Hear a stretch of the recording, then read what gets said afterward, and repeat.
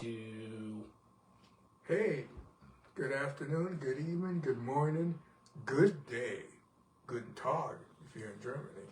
Hey, welcome to another episode of Old Men, Old Black Men Conversation. I am one of your co-hosts for the day, Brother David Harold Dudley III, aka Sweet Sunny D. And who we got here? good morning, good afternoon, good day, Mr. Dudley. I'm Gary Green, your personal street philosopher. And on my right today, we all know him, we all love him. Some of us know him as Detroit Lou. Some of us know him as AK Lyle Designs.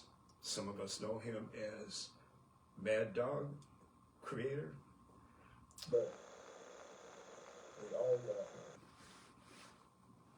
Good day, good afternoon to my fellow host, Dave Dudley, friend, old friend, true friend, and Gary Green, the street philosopher. Good day, good afternoon to you as well.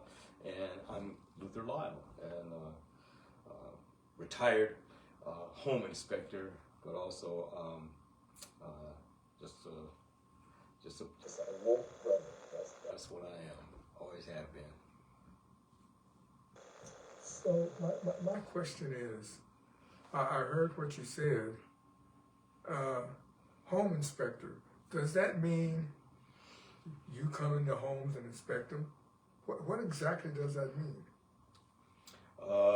That means that I'm either employed by or asked to do inspections either by a home buyer or a home seller, to assess, give a current assessment of the status of a house, its conditions, and to point out any maintenance items or deferred maintenance items, and give a report at the end of that time, so that it helps the buyer to assess whether or not they want to participate in going further in purchasing the home, or a seller, if prior to putting it on the market, to address any deferred items that they haven't gotten around to help them to sell the house. Okay, I can dig it.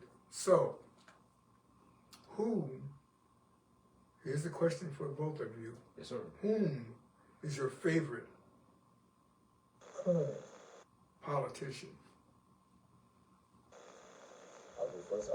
For me, it would be Representative Jasmine Crockett of Texas. She's a representative. Her district is in parts of Dallas. I like her because she has come on the scene. She tells it like it is. She can speak in various audiences and break it down and relate to, one, poor people, which very seldom hear politicians refer to poor people. They will refer to middle class and working class and blue collar, but she speaks to folks who have been, not invited to those conferences and those rooms, and whose interests aren't always represented by lobbyists. And she speaks to that, and she's been consistent doing that. And I appreciate her doing her job, not only for her constituents, but for the black population as well, and poor people. Yeah, I have to agree with Lou on that, but I guess it'd be more interesting if we're not just dittoing each other. I'm going to say, because he's had more time to be who he is, Bernie Sanders, because consistently what I've seen with Bernie Sanders is he's never been bothered by anybody saying he's too far left. His message always seems to have been consistent to me about more emphasis, care, and love needs to be shown to poor people, people who need jobs, people who need health care. And he's never been swayed about, well, that's not popular. Even within the Democratic Party, where he didn't get support because, let's face it, politics is about numbers. So if I got more numbers by doing something crazy or leaving somebody out to dry, I'm going to leave them out to dry and tell them I'll catch you next time. But Bernie seems to be, to me, consistent in his message. So that's who I think. That's what I think is my favorite politician. Well, I personally don't have a favorite politician. I have politician types that I look at, and I look at them from so-called left and so-called right. I don't think that any politician has anything good for any of us, the normal person, because they're in politics. And what is politics but the art of compromise? Don't compromise me. So that's where I'm coming from.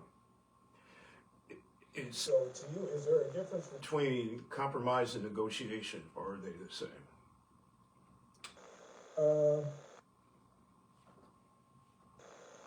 You compromise to negotiate, or you negotiate to compromise.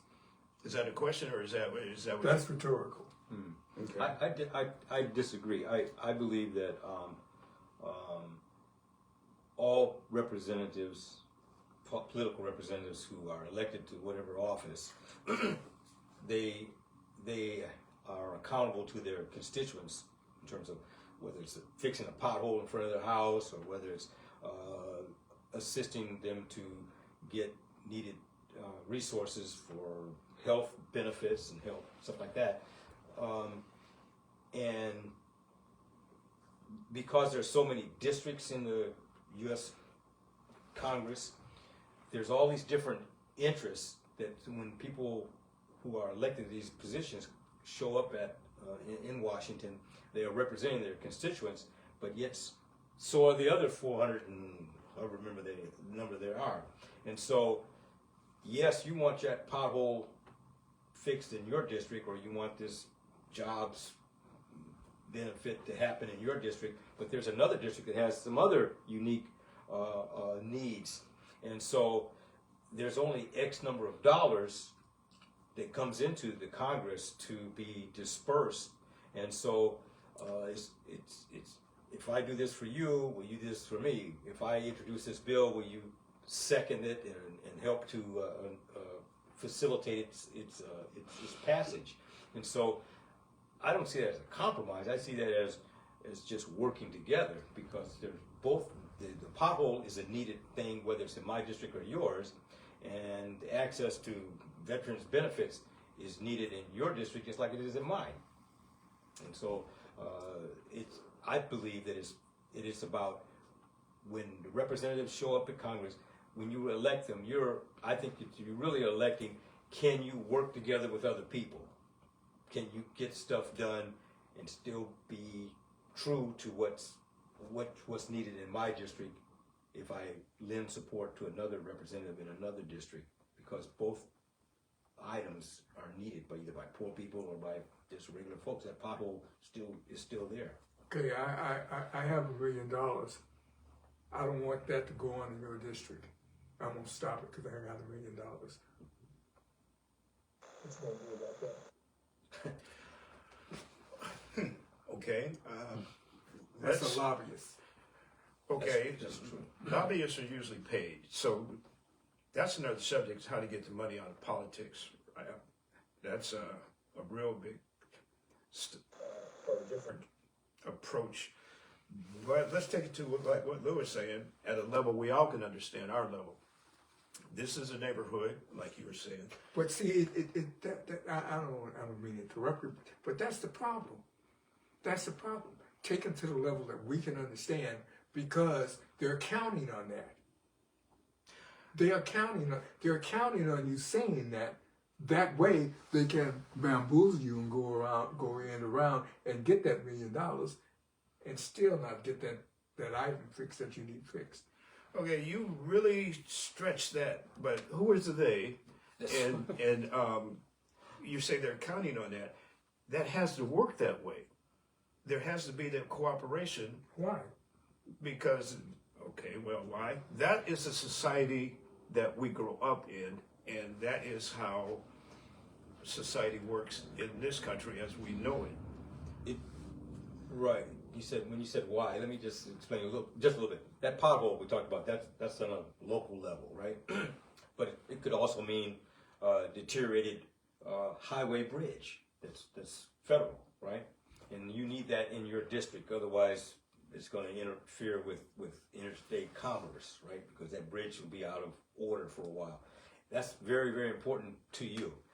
And if you're a representative that was elected to that district without a lot of financial backing, and you don't have the resources to lobby other representatives in order to facilitate that repair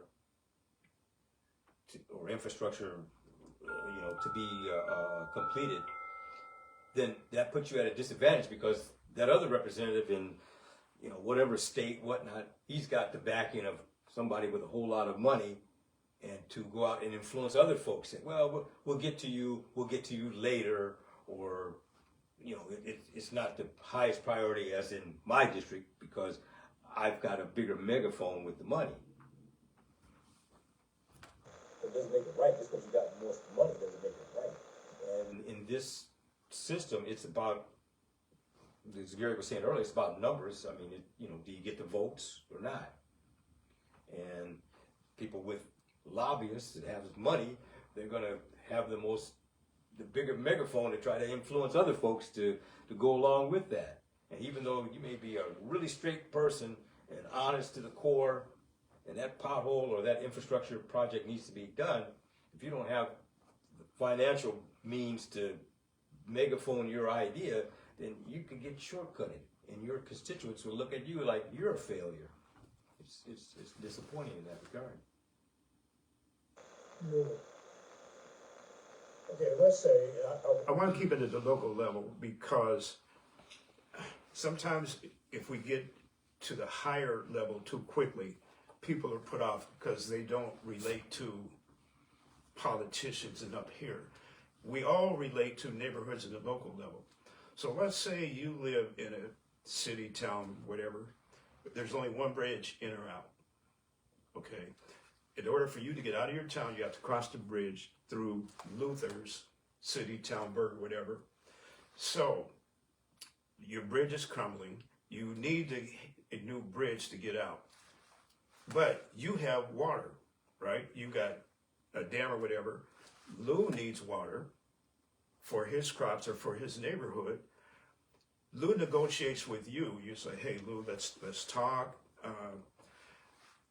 You need water. I'm going to give you a break on the water, but I need your support in getting my bridge fixed because I'm cut off. So what is wrong with David and Lou negotiating at this level, which is the real level? What is wrong with that?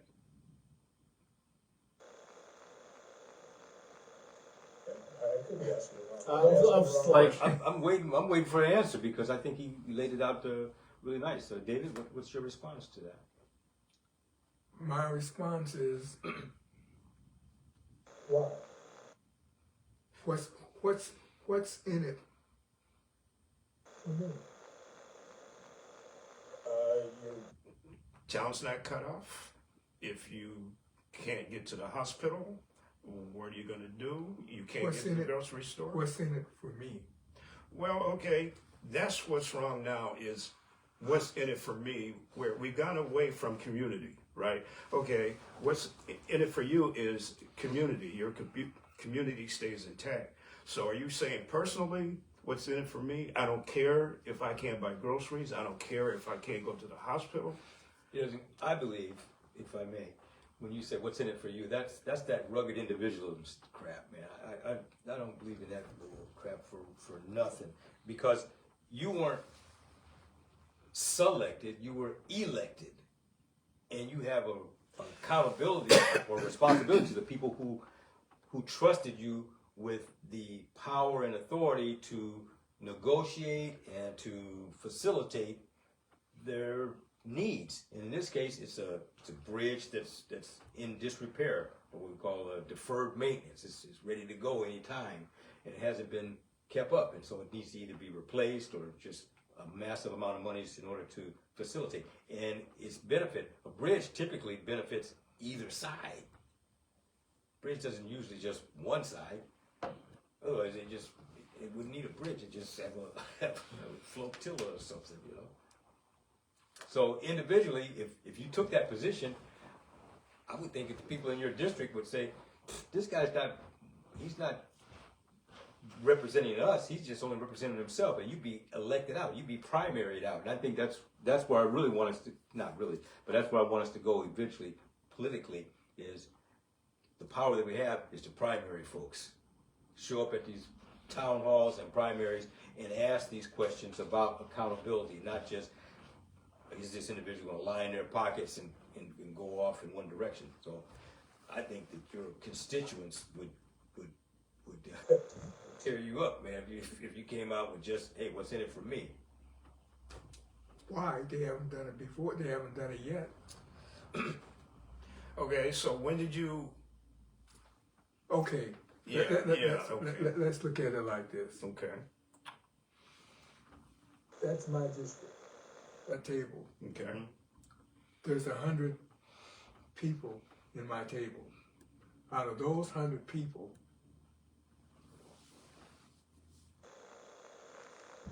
4 are gonna vote.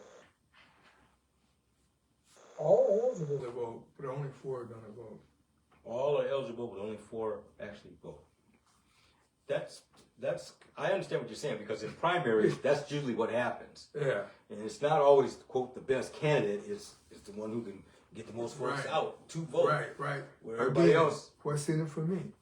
You as a resident of the community, or what is your status with the table? You represent the table people, or what is your status? When you say, what's in it for me? Are you, yeah, okay, let me stay with the first question. What is your status to the community? Were you elected to anything where the people believe you're going to do something to help the plight of the community? Or you were just, no, I voted just like everybody else, and Let me amend that. So is your status or your relationship, is your accountability and responsibility only to those 4 people that voted, or is it to the other 96? In my view, my accountability is only to those 4 because they're the only ones that said anything. Now, the other one said something. What they said to me was, I don't care. Do what you gonna do. okay, you just framed a scenario I did not see. I did. Huh? I did. Well, I mean, out of the 96, you're saying only 4 voted. Nope. Out of the Out of the 100, only 4 voted. And if I understood correctly, David, you said that your accountability and responsibility is to those 4 Correct. that voted.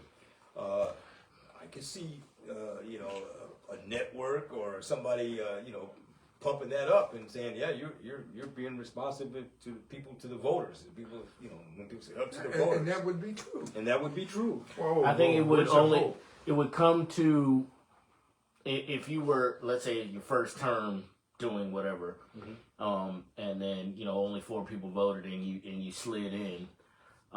But if you do, I think that if you do something or don't do something that becomes a big deal before the next election, I think at that point is when people start to wake up. Like if you do something terrible that benefits the 4, but the other 96 is like, what the hell? Now they didn't vote, so they didn't have a say. But now that they see the consequences, now ideally they get their act together and vote their interest. But that doesn't happen. I think what happens a lot is people, who was that we vote for? What's their name again? Yeah, just put them, because that's what they used to. But I think people should pay more attention. I agree. And so on that, I'd like to dovetail that what people should pay more attention to the both of you. Why do you think that there is that apathy for voting when the person that gets selected and elected, when they look at their own accountability, is just to those people that voted? Those people that voted could be the richest people, the biggest corporation in that district, or whatever. Biggest megaphone.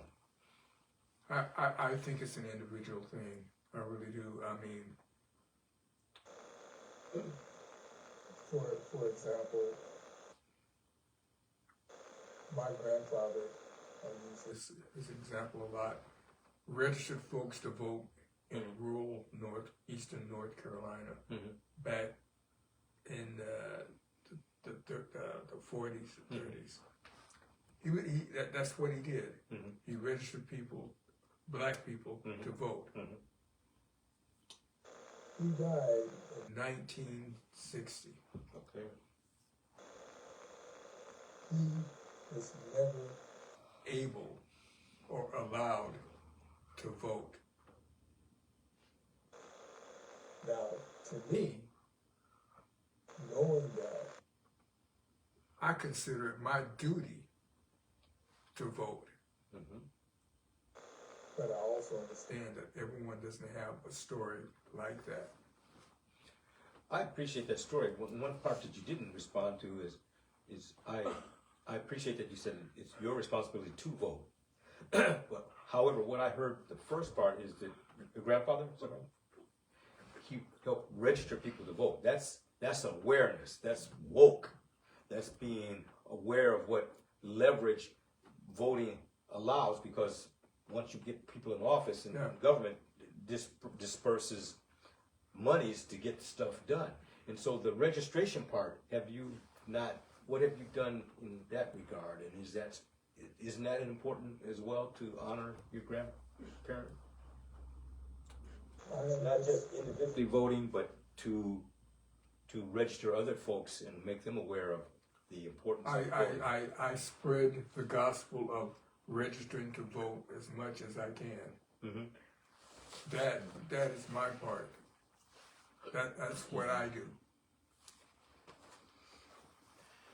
Oh, and that makes sense.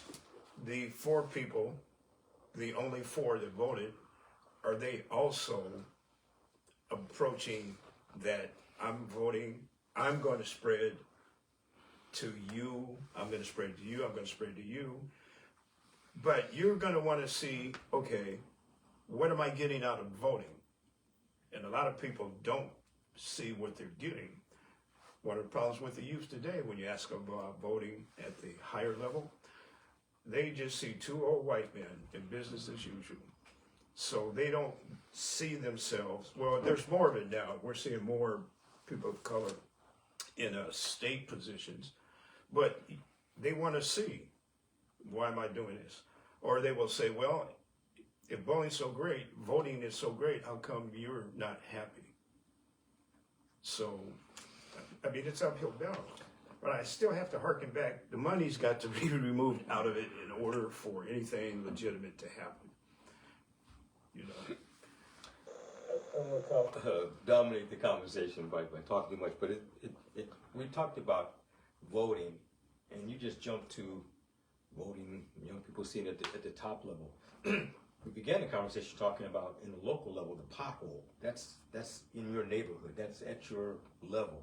The other that's at our level that young people can see and other folks can see when you're talking about, I believe, before you get to registration, I think there needs to be education and organization. Okay? And organization is about letting folks know what power they have and what leverage they can use. And that if 4 additional people in that scenario that you gave earlier, with 100 people in a district and only 4 voted, if organization can corral message that lets people know you're being taxed. One of the things that we learned earlier in civics was, in history was, American history was, the American Revolution was about, part of it was about taxation without representation. Whether you vote or not, you're still getting taxed. So you might as well participate. And as far as young people looking at, well, there's 2 old white men at the top, whatnot. Those 2 old white men at the top got nothing to do with that pothole right there. They have may have something to do with interstate bridge that's falling apart, but the potholes in their neighborhood, what monies get sent to the schools, how the sewage is being handled at that level, having a message that relates to the ground, or as what's the guy's name? can't think of his name right now, but he had a phrase that put it where the goats can get it. You don't have to be up here to understand what's going on. Pothole is right there, whether you graduate from high school or not. When you drive your car or walk up down the street, that pothole is going to be there. So before the registration comes to education, to message why it's important, why that's one tool that we have, we might as well use, because we're going to be taxed anyway. Whether you decide to vote or not, you're still going to get taxed. And those people that vote, they're going to dictate your property taxes and other things. So messaging, my point is messaging is an important tool before registration. And then after registration, you got to vote, you got to show up. And if your message is true, then I believe it will contradict the amount of money that's being spent to megaphone misinformation. So what's happened? How come that hasn't happened yet in this country? The apathy, why people don't vote, why they don't use their power, why they allow themselves to be taxed without represent. Right. Why? The megaphone is real. This man's about money. That's a real thing, and it's not just money to pay folks to go and put flyers on telephone poles and knock on some doors. It's that plus TV plus social media plus being bombarded with misinformation. If misinformation is sent out often enough, then the people that are on the fence about whether or not they're going to vote or not, or participate or not, they're going to say, well, I hear this message most, so it must be true, or I'm going to give it a shot. Or let me just wait till the two white men at the top are voting, and miss the street level impact of their lives. The property taxes. Whoever's in the White House or whoever's, the congressperson, the senator, they got nothing to do with the property taxes that you pay. Mm-hmm. And the property taxes that you pay, that relates to the rent that you got to pay. Well, I'm not a property owner, but you pay rent. And that owner of that apartment building, he's going to adjust that rent according to what taxes he has to pay. So there's getting that message down to folks who are on the fence and apathetic. That's very important. And you don't always need money to get it. Money ain't everything, but it's way out in front of whatever's third.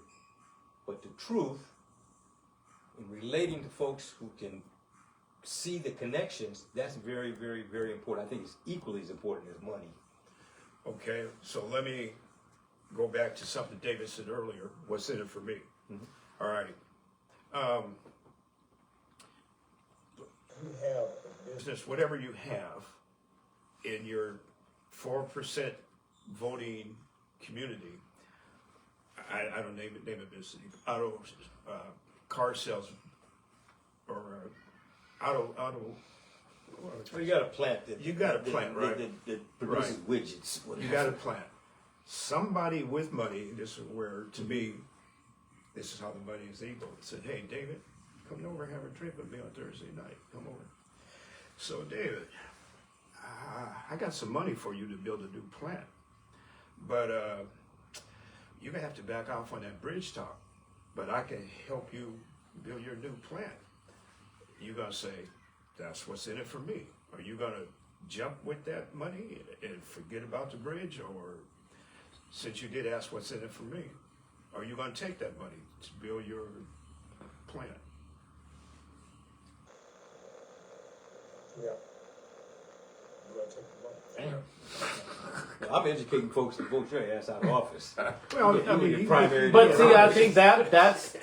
But if we're being real, I think that's the actual axiom of being a politician is you'll hear plenty of them say, I mean, after the fact, after they've been in a while, you go in with the best intentions. Right. You want to do these things, right. but money talks, especially in this country.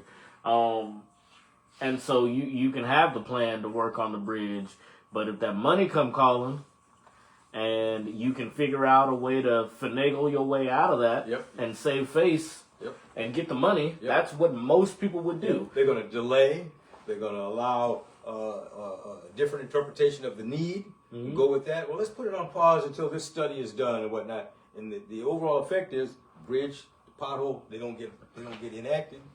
And you go back when you have town meetings, or if you have a newsletter you send out to your constituents. It's yeah, I was elected to do this, so and so and so and so, and we're working on it. Yeah. You know? We've had meetings on it, you know, Right. and I've met with the consultants, and Yeah. And the honest truth also Come on. that constituents won't admit, especially even ones that care, even ones that vote and they want to get things better.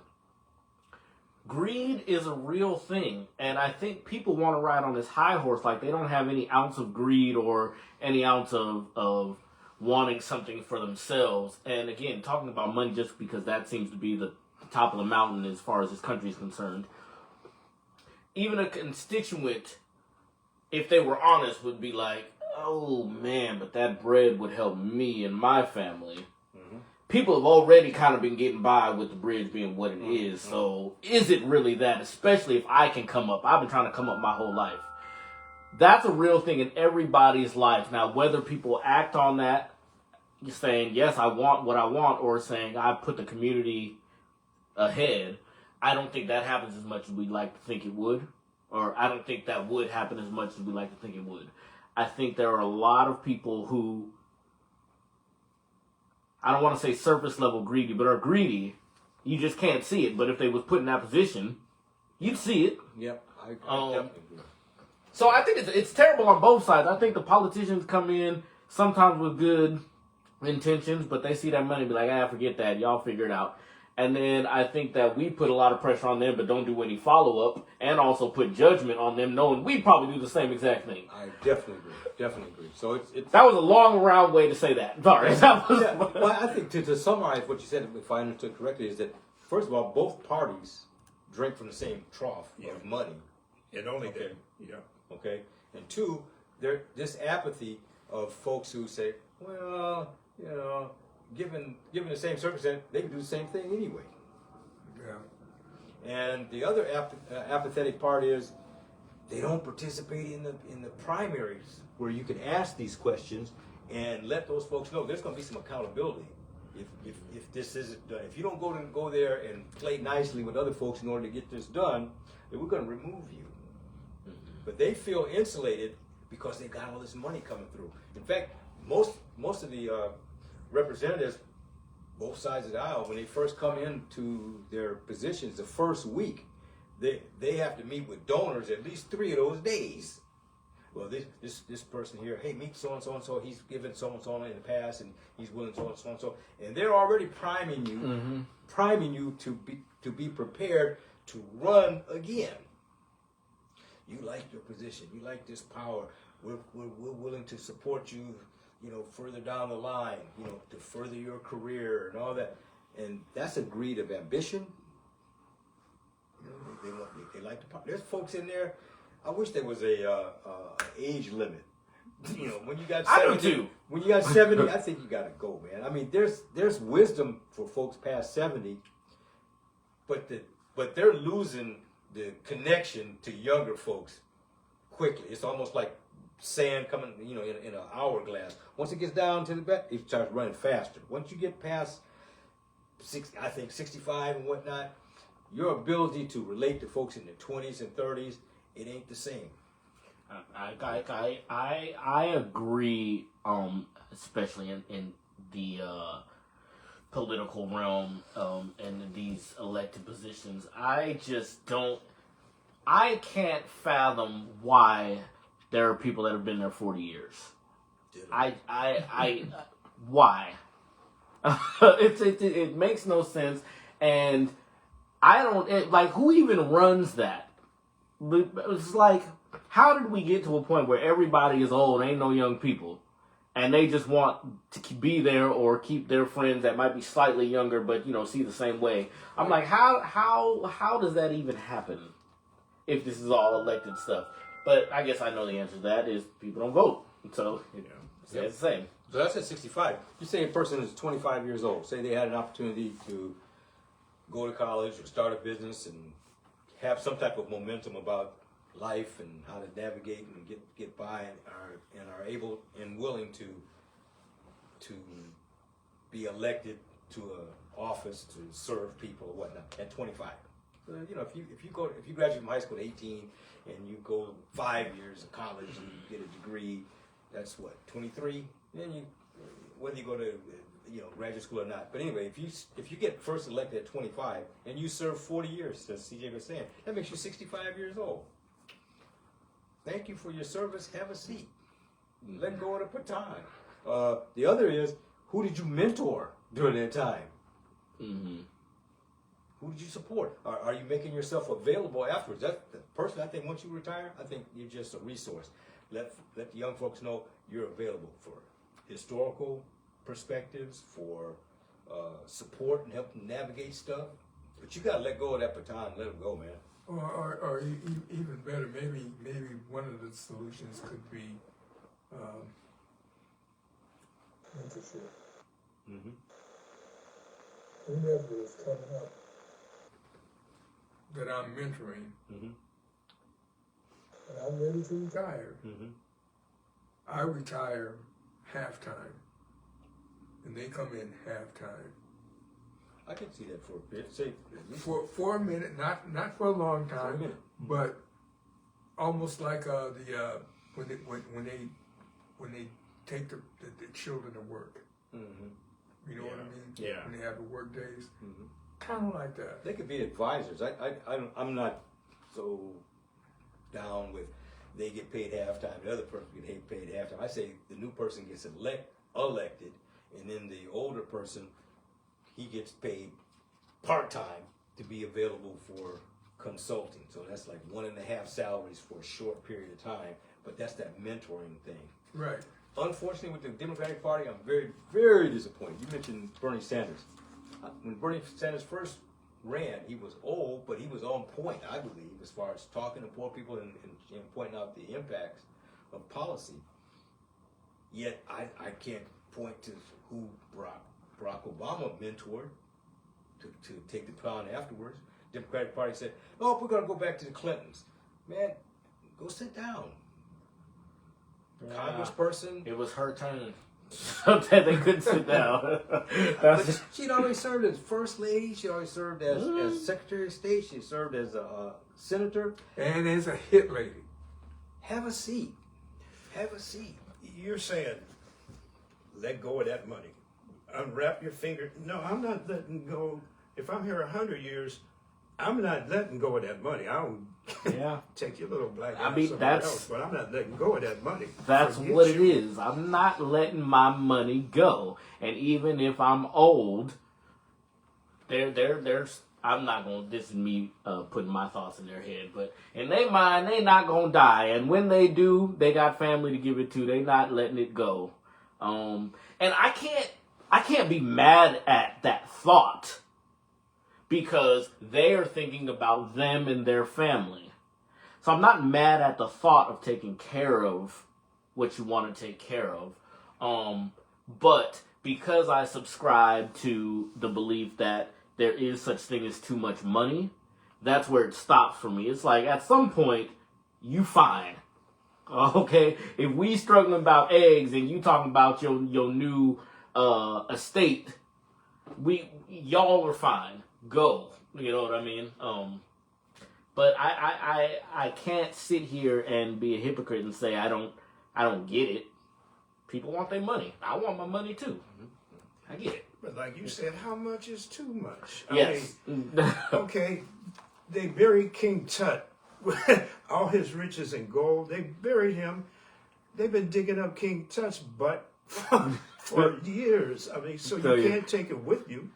Right. So, wow. So I have a question just to kind of move the conversation a little bit further.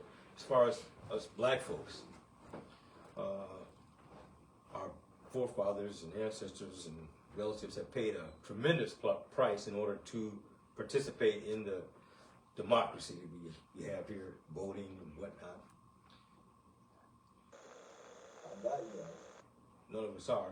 However, our young people looking at it like, if that's one of the tools that we use for liberating the mind, body, and all that, is it been effective, and should we continue to participate in that, or is there another direction, another way to? I don't see politics as the way. It's just one of the many tools that we use to Liberate our minds and ourselves. So what has been effective? This is a critique. This is a question. It's a critique. What has been effective and what has been ineffective? Those things have been effective. They should continue to double down. down on, and those things that have been ineffective, they should be eliminated. Can we expect To have some type of leverage and liberation from a system that is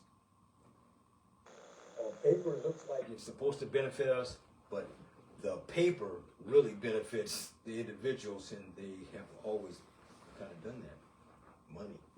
I haven't responded, but let me ask this real quick, and then I'll move on. Do you believe in term limits? Yes. Like we were, Yep. okay, Sure okay, do. Yep, okay. sure do. Do you believe in term limits? Because I think that's what you're talking about earlier. Your ass has been there too long. We need term limits at a very earlier age. I would say term limits 45. But isn't that age discrimination? What do you mean? isn't that Really throwing people away, saying, okay, you're too old for this now, let's let somebody else in. Now that individual feels less than. You see what I'm saying? I see what you're That saying, but contradicts you what you got said paid. earlier. You got paid, right? You got to get up at 45. But that was yesterday. We're talking today. You're kicking my ass out. I feel worthless. Okay, question though. So, would you have the same sentiment about an NFL player? They got there, they did their job, they can't do it anymore. Now, I get so someone in office, they may think I'm doing the job, I've been doing it for 40 years just fine, except maybe they have blinders and they're getting their money and they in their own bubble. They don't see the other 96% Yeah. suffered. And it's like, no, you gotta go. Well, I feel worthless. Nigga, get out. Sometimes it's you're there for a time and it's time to go. Age discriminate now, I mean, that's the easiest to put on it. Yeah, you're this old, get out. That's the easiest But it's pushback. so much deeper than that because, like you know, with age comes other things. Memory, Diminish.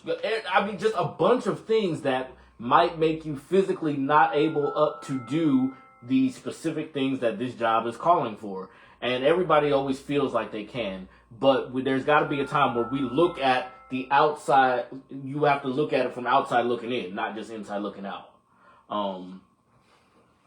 So I don't necessarily. I hear what you're saying. But in this case, I don't agree, especially if you've had 20 years there. Man, watch out.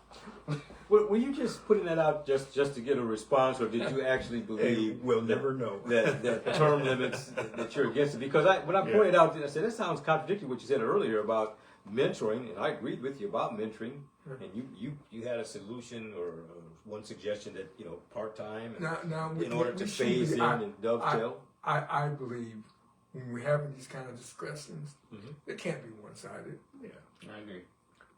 yeah.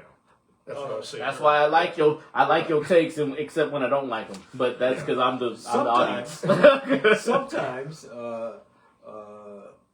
you're going to get agreement.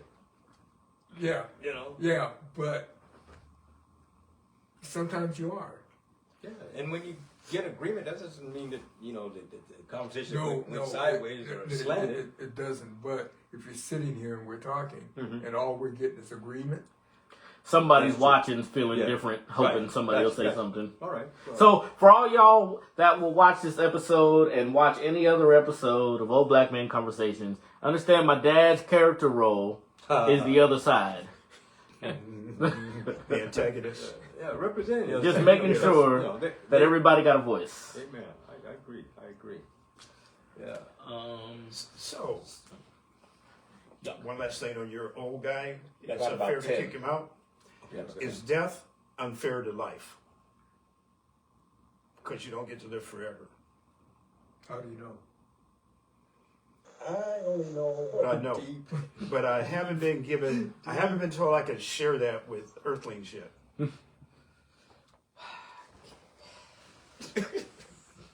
I'm just serious. I only know what I know. That's real. Hey, I'm here for you. I'm your personal street philosopher. I had a question earlier, and I hope that we get different sides. Is do we agree that politics is just one tool that Black folks and poor folks have to change their status and to improve their status? Yeah, I agree with that. But what are the other avenues? Because it seems like no matter what, everything always leads back to politics. Okay, have we not been Politicking since we were kids. Here, I'll give you half my candy bar. You give me half your Coke.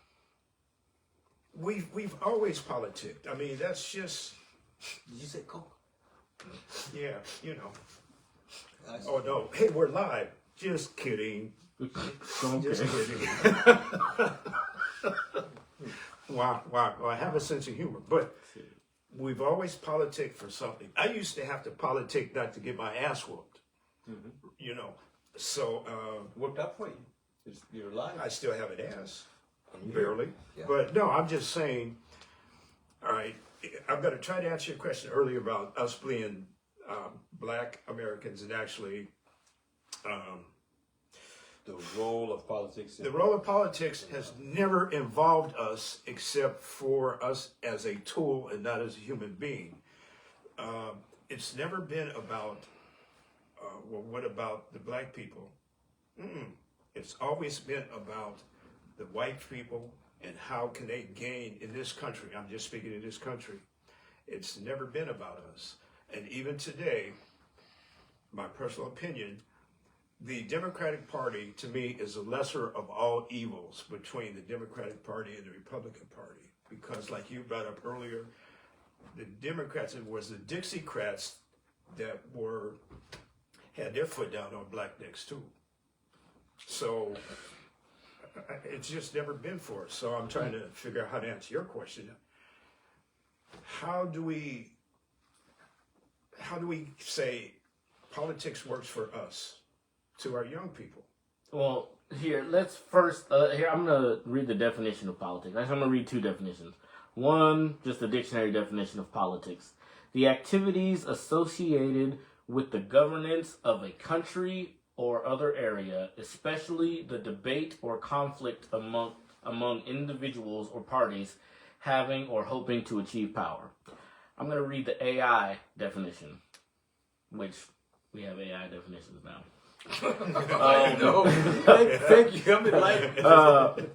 In a nutshell, politics is about how societies make decisions and exercise power.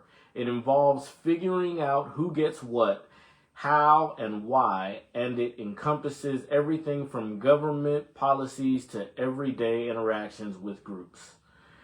So, politics is just playing tug of war with power. That's all it is. Who's going to win more? Thank you. And what is power in this country? And this is the last. Probably this is the last thing I say. Where we at? Are we?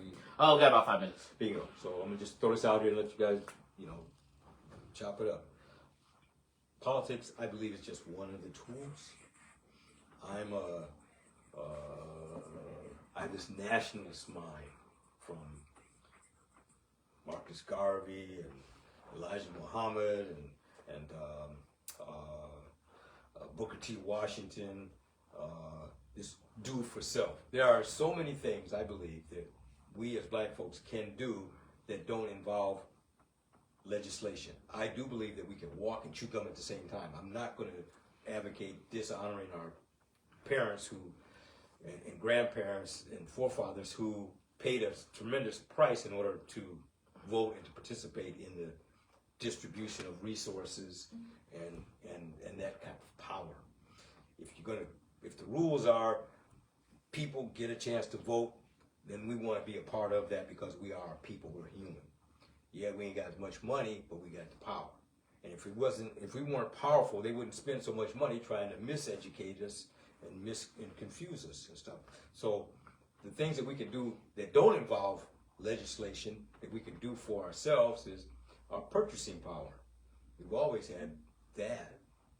Before we had our labor, that was our primary leverage in commodity. Not so much now. It is about purchasing. We have a choice as to where to spend our money, what businesses we can start, who we can support, and do these things at the same time. So there are some things that we can do that don't involve being fully engulfed in politics for our liberation.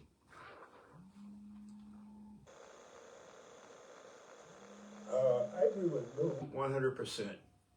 In terms of our power is our spending power. We choose where to spend our money and where to not spend our money. That is the power we have, and that's a whole lot of damn power. We generate a lot of money. We just have to figure out how to trust each other so that we will spend our money with each other. And when we come into our stores, we will treat you with respect. And we know you're going to come back and spend your money with us. That's our power. That's how we build it up. Are they going to fight us? Yeah, because that's what they do, is fight us. We will be doing nothing but minding our own business, and that's still not good enough. They're still going to come over and F with us, and we know it.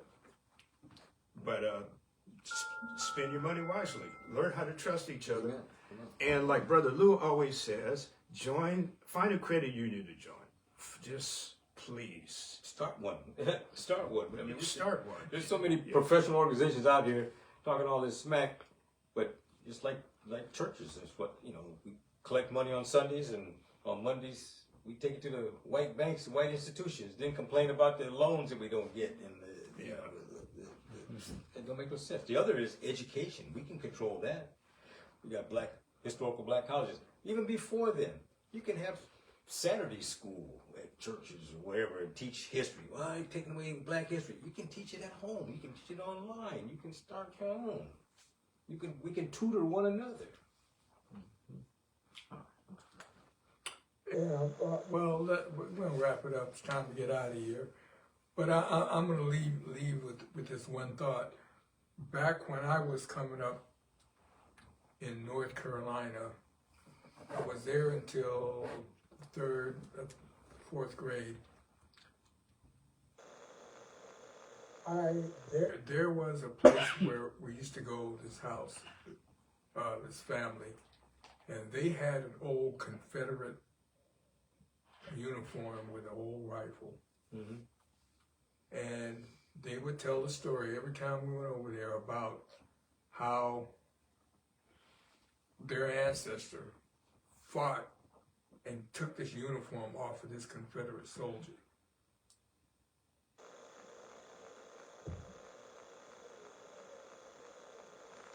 That's where my education, Black history, started, was there in that house.